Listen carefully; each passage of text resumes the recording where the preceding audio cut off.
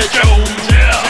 All right, I'm back. Jackie Jones here at the Jackie Jones Show on IYHWrestling.com. Let's get right into the news. The Immortal One, the Hulkster, in this interview in the UK, he said that he turned down being the bassist for this little-known band, Metallica. He also said that he turned down the leading role in the film The Wrestler. Now, if this is true, it makes you wonder why he accepted many, if not all, of the films that he did accept. Mark Haskins on the UK tour. Now, if you saw this match, he wrestled Austin Aries. Amazing match, and I gotta say, TNA, get out of the Impact Zone. Every time they're out of the Impact Zone, such a different atmosphere. The crowd is into it, and that adds so much life to the show that you're watching. This guy, he did the shooting star press, and he almost broke himself in half. And not only that, Austin Aries, they kicked the man right in the head and did all these moves to him. A brain buster and the submission. It almost made me laugh, like, oh my God, this guy almost killed himself. Well, let me kick him right in the head. But I'm glad he'll be all right. At least that's what they're saying. Hasbro announced that they got the Roadblock action figure coming out. And I don't mean the WCW Roadblock, though that would be pretty sweet. I mean Roadblock, the character that Rock, Dwayne Johnson, is going to play in the new G.I. Joe film. Now check this out. These are the old school Roadblock figures from the G.I. Joe line. Look at these, the old school ones. I could probably find the date on here. I'm not sure. Got to be from the 80s, back when I was playing with them. Maybe even the early 90s. Now look at this. Sergeant Slaughter. Now a keen eye will notice.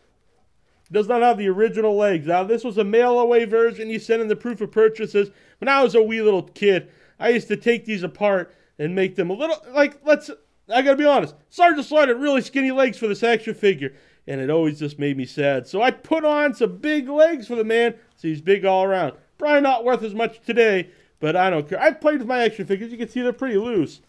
But you know what was so great about the G.I. Joe figures back in the day? The points of articulation. A lot of the old ones, the LGN wrestling figures, they're just this big solid piece of rubber. The Hasbro figures, they would like move their arm a little bit. But these G.I. Joe figures, I'd use them as wrestlers because look at this. You couldn't have Sergeant Slaughter giving the future Rock. Look at that Cobra Clutch. He couldn't be doing that today. Look at this Rock. Oh man, he's got the Sarge up, pine to the spine. You couldn't do that with the action figures. You couldn't do that with wrestling ones. Look at this. Look at this. Rock bottom. Oh man, he's coming in. Whoa, he's jumping over. You know what it is. That's right. People's elbow. Pretty sweet times. But nonetheless, Hasbro's coming out with the Roadblock figure for the G.I. Joe movie. Go check that out. WWE, they are going 3D with their pay-per-views. I got my little gimmick bag over here. That's right, look at this, 3D glasses. Now, they're not the old school 3D glasses. Maybe they are for the TV. I don't have a 3D TV. But if you go and see a movie at the theater, these are the glasses you get. They're actually pretty cool. Kind of look like maybe one of the Blues Brothers or whatnot. But anyway, 3D pay-per-views in wrestling. How will this go over? How will this be? I don't know. It seems like the 3D craze is kind of on the way out. So WWE is latching onto it right now. Now they're going to be doing it for SummerSlam. They're not going to the technology in play for WrestleMania. Now apparently UFC has done this in the past. And I think it costs like $20 extra to get a UFC pay-per-view in 3D over the standard version. So if you're into the 3D, it's going to be costing you some bucks. All right. What else do we got here? WWE Network news now. It's being pushed back to the fall. Sad times, but they've announced a cruiserweight show. That's right, all cruiserweights. Now in the past, the cruiserweight division in WWE has usually not been very good, which is sad, but I have high hopes for this. There's so many guys on the indie scenes that are really fun to watch, but really don't have much of a chance of making it to the WWE because they only got a few spots for like an Evan Bourne, although that spot might be open now. But they're not going to fill up their Raws and SmackDowns with a lot of high-flying guys. It's just not the WWE. But this takes off. Maybe a lot of guys that normally would probably not get a chance we'll get to see. I'm really looking forward to that. Legends House, that was going to be on the WWE Network and probably will be later on. But they're filming it. They're going to be filming it up to WrestleMania. And it's going to be on Sci-Fi. So we're going to get to see it sooner than the WWE Network takes off. They've already announced Mean Gene Okerlund, Dusty Rhodes, Rowdy Roddy Piper, and the Iron Sheik will be in Legends House. I am dying to see this show. It looks like Chris Jericho will be gone very shortly. It's going to be like a 3-month return because he's going back on tour with Fozzy. Oh boy, stay with wrestling, man. Mike Tyson in the Hall of Fame. Some people are bitching about this. I like it. If you're gonna do a wing for celebrities, definitely guy deserves it. I also would put Mr. T in there. He should definitely be in there. Brodus Clay, the Funkasaurus, not my favorite thing, not my cup of tea. But it's been said that the Road Dogg, he has been helping him to get into the role and take it to the next levels. WWE, they're actually going forward with this Natalya farting gimmick. That's right. A lot of people thought it was a one-time deal. But no, it's going to be an ongoing thing. Now, if you watched SmackDown just last night, you saw that she did it again. It was like 2 farts when they were working out, her and Beth Phoenix. And I believe Santino came in and he puked in the garbage can. Man, this is some classy stuff. Now, poor Natalya, I'm not the biggest fan of women's wrestling, but can you imagine me and Natalya, they come up to you and say, you got to be the woman who farts on TV? Now, if they came up with Big Show, whoever else, it'd probably be embarrassing. But I would think, maybe it's a sexist statement, I don't know. But if you're a woman, it's got to be doubly embarrassing. But this brings me up to the next segment on the show. Jack's Gimmick of the Week. That's right. Now, this one's already one that's on TV. It's just started, the Natalya farting gimmick. But I think if you're going to do a farting gimmick, you've got to go full force with it. You can't do a half-assed farting gimmick. If you're doing it, do it all the freaking way. So I'm going to put her with Beth Phoenix, and you call them the infatuation, a flatulation. That's right, the fart foundation. This thing would take off, Beth Phoenix, Natalya, the fart foundation, and just imagine Bret the Hitman Hart's at home watching it. The man's head would just literally explode, I believe. All right, let's check out the next segment. Stuff for sale in the world of wrestling. This one came to my attention by Carol. That's right, Carol Crockett, who listens in here and calls in almost every week. They have a Slammy Award. This is pretty sweet. You can actually buy a replica Slammy, put it on your wall, your mantelpiece, whatever you want to do with it. Now, this bad boy's going to set you back $300. And that's from the WrestlingSuperstore.com. I believe also HighSpots.com is selling it. WWE, they're staying hip, they're staying trendy. They've got this new thing here for WrestleMania. That's right, the Beanie Bear. That's right, because who doesn't love Beanie Babies of 2012? Oh, my last thing here on the gimmick box. Look at this, folks. This is a real item that is from my personal collection. This is an Abdullah the Butcher it's not beanie, but it's a Abdullah the Butcher plush toy that was put out in Japan. Now, for all the folks out there that think only people in the United States are racist, look at that bad boy. Look at that.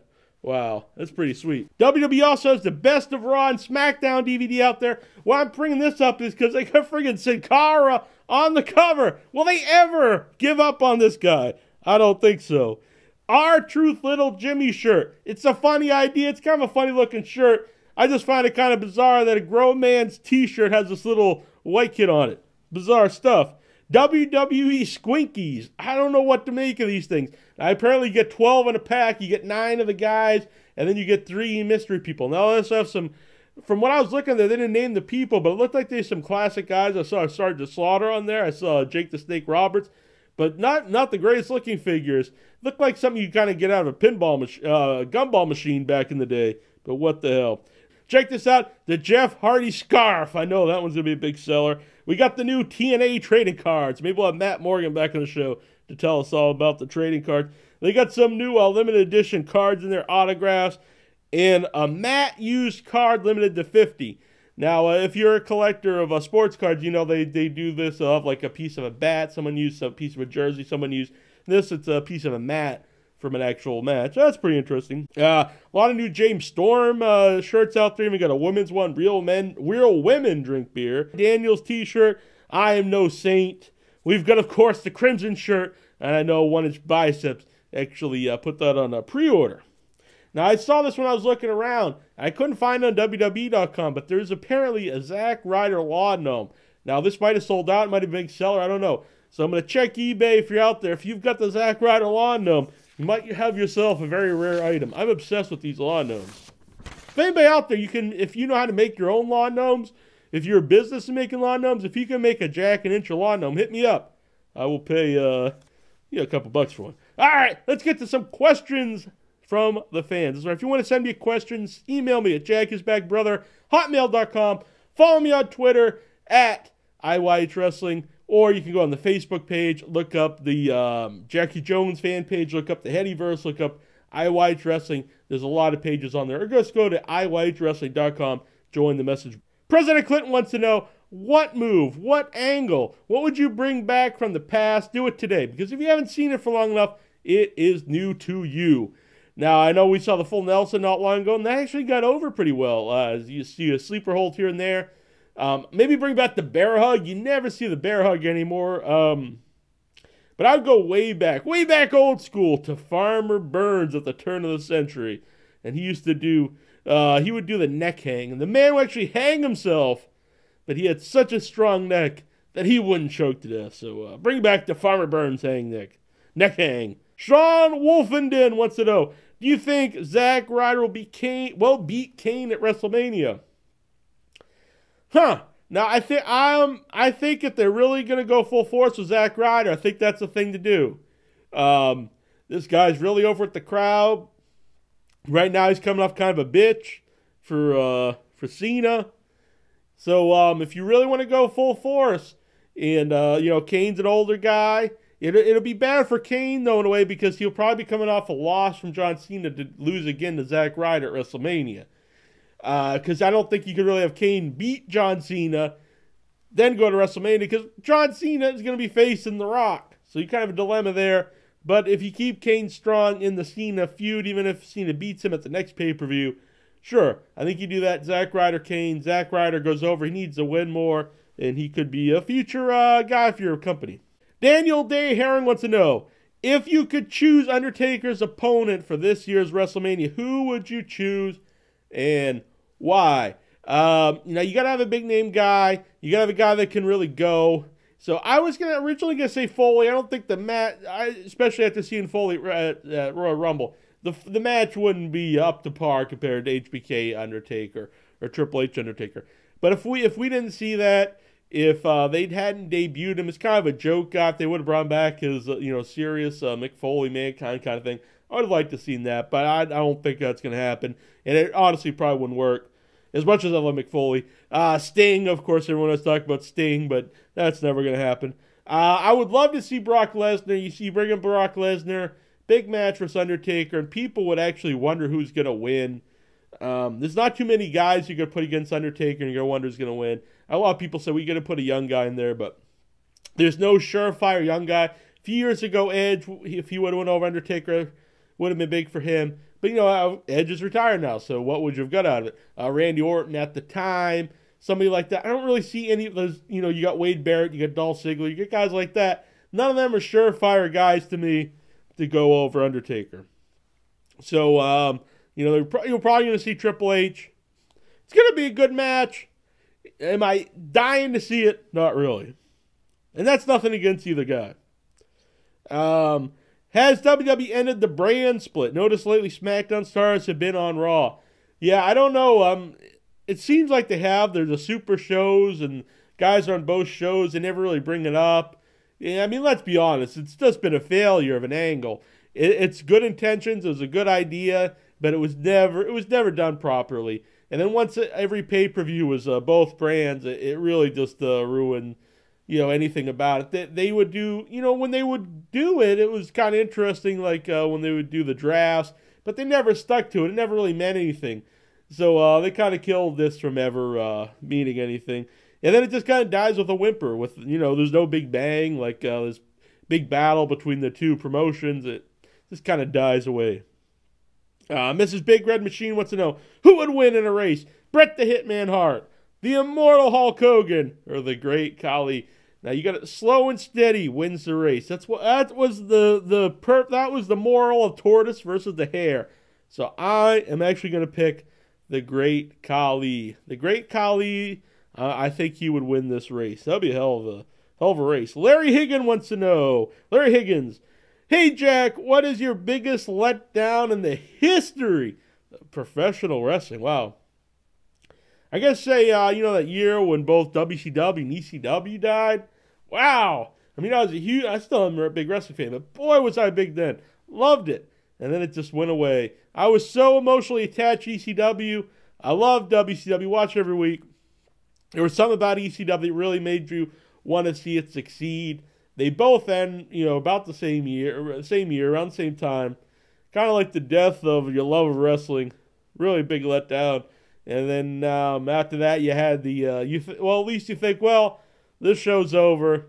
It'll probably never be the same, but now we're going to see this big, huge angle, WWE versus WCW, and boy, did they flub that. All-time favorite moment. Kind of along those lines, just that era, the Attitude Era. Not just the Attitude Era, but the Monday Night War era. Man, I'd watch 5 hours every night on Monday night, and I would look forward to watching it. It wouldn't be like, man, it's a chore to watch 5 hours. I'd watch 3 hours of Nitro. I'd be recording Raw. And as soon as that was over, I'd be putting in the tape of Raw to watch it. Freaking loved it. And then, I'd love to be watching ECW on Saturday nights on this Spanish channel.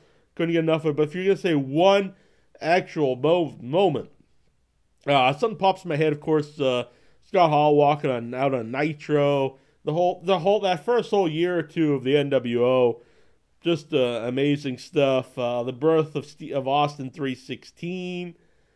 Great stuff. The Hart Foundation run. The end of Bret Hitman Hart's stay in WWF. That was great stuff. But a lot of great moments in wrestling. I have to really think about it to pick my just favorite moment. Mick Foley getting thrown off the cage or Hell in the Cell. I mean, you've seen it so many times now. But wow, watching that live, I was like, oh my God. We know now, you probably shouldn't be doing that, but at the time, it was quite the thing to see. Yo, big boy, I have a question. What are some of your favorite failed gimmicks? I listen to the show while on my daily exercise walks. Love from Hamlet's Codpiece. Well, Hamlet's Codpiece. My favorite failed gimmicks. Now, these are my favorite ones, and these are ones that I don't think should have failed.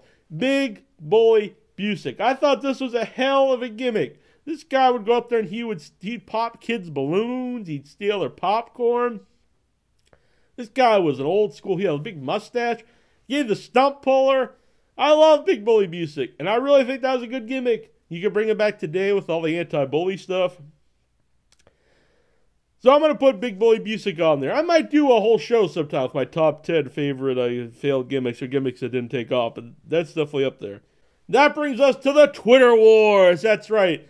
Used to be back in the day, a wrestler would go in the bar and they'd rip out friggin' Mark's eyeballs. They'd stomp it on the ground.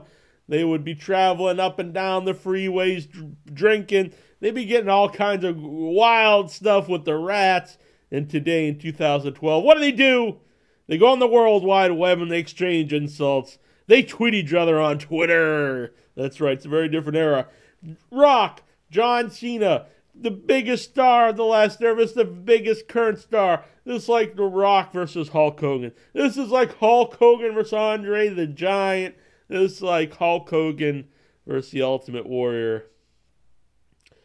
And the feud is all built around basically who has more followers on Facebook and who has more trending tweets on Twitter. And just this week, The Rock said, "I was electrifying Topeka when you were sucking on yum rockets at college. My boot, your ass." And John Cena replied, "So it's apparent that my actor buddy Dwayne doesn't like homosexuals or secondary education. Very classy, telling Brian Gerwitz to write you better stuff." I mean, John Cena, we've seen the shows. He's always making these gay jokes. And he's calling him out on it, basically saying he's a homophobe. Come on. He might as well just went and cried to the teacher here. Bad stuff. Plus, he's calling him his actor buddy. John Cena's been in movies himself. He's in movies now. Just because his movies aren't as successful as The Rock. I mean, he's sour grapes here. But John Cena, wow. Now talk about the Twitter war of all Twitter. It's kind of a one-man war, but it was China. She went on a 9-hour Twitter spree. That's right. It was like 7:30 in the morning to like 5 in the afternoon. Tweeting for hours and hours. There's literally hundreds of tweets. And it was things ranging from the rape tape of Sean Waltman, talking about Vince McMahon, talking about like Triple H beating her, calling out Stephanie McMahon. She was like saying stuff to Rikishi. People were asking HBK to pray for her, so he was saying, I'm praying for China, and she's talking about being the anal ring queen and how proud she is of her new her porn celebrity. And wow, now just think about this, folks. Now, even without the content here of what she was talking about, which if you read them was pretty out there stuff, and I'm not gonna sit here and read all 9 hours worth of tweets, but just think about it. Now think about, folks, you're sitting at home from 7:30 to 5 o'clock tweeting for 9 hours. I mean, I don't mean like one every half hour, one every hour. I mean like sometimes seconds apart, minutes apart, all day for 9 hours, no matter what you're tweeting. That is some strange behavior. All right, another one was the WWE employee texted a UFC employee during Saturday's show on Fox and said to him that the UFC production quality is terrible. Oh, man. The UFC employee, he replied back and he said, at least we don't have an imbecilic lead announcer ruining our show. Meaning Michael Cole is what people are believing. So even these Twitter wars are even going back and forth, WWE and UFC. The Twitter wars. And if you're out there listening to the show and you see a good Twitter war, let me know and send me an email, jaggersbagofbrother@hotmail.com. Want to thank everybody who listened to the show this week, who's listening to this video. Give it a big thumbs up. Subscribe to the channel. Want to thank everybody who helped out with the news. If you have a news item you want me to talk about on the show, email me at jaggersbagbrother@hotmail.com. Send me a voicemail, 508-644-8503. Listen to In Your Head every Wednesday night, 8:05 p.m. Eastern. Check out all the free archives. Just recently in the show, we had the franchise Shane Douglas, who went on this big burial of the Nature Boy Ric Flair. We had a surprise call-in during that show by Superstar Bill Dundee. A few weeks before that, we had a surprise call-in from Oscar on Men on a Mission that led into an impromptu interview. Just this week, we had the human horror film Supreme. Upcoming shows, we have the Hurricane. Shane Helms will be on the show. The Duke of Dorchester, Pete Doherty. I'm really looking for that one. Rick, the model, Martel. Well. That's right, the quintessential stud muffin, Joel Gertner, will be on the show. And who knows who else will appear on In Your Head. Just keep an eye on iwhitewrestling.com. It is good stuff. All right, guys, thanks for listening. Girls, thanks for listening. Dogs, rocks, whoever you are, thank you for listening.